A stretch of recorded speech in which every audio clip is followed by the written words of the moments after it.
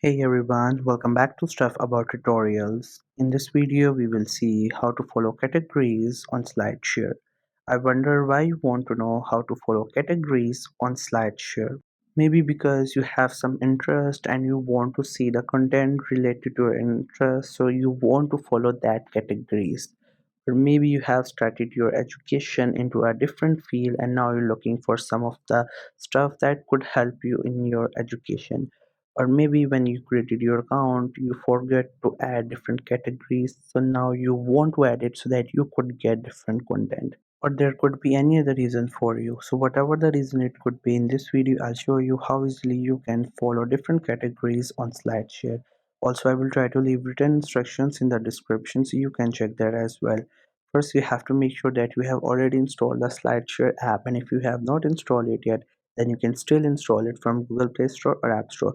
Once the app gets installed, make sure you have created your account on it and you're also logged in with your account on your device. Once you're done with all these things, just simply tap on the icon of the Slideshare app to open it. Once the app gets open, you will see this interface. This is how the app looks. Right now, we're in the home section. There you could see all the content based on the categories that has been followed by this account. Likewise, whatever categories you have followed, you will see the content on your home page related to that. So other than home page, we have two other options which are at the bottom as well.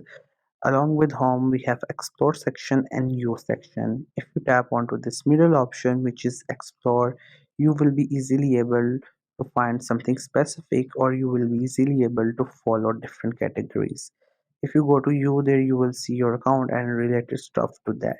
So here you have to simply get back to this explore section, which is the middle option at the bottom.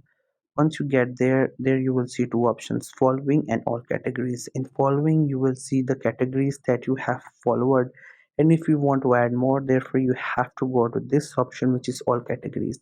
There you will see all the categories that exist on Slideshare.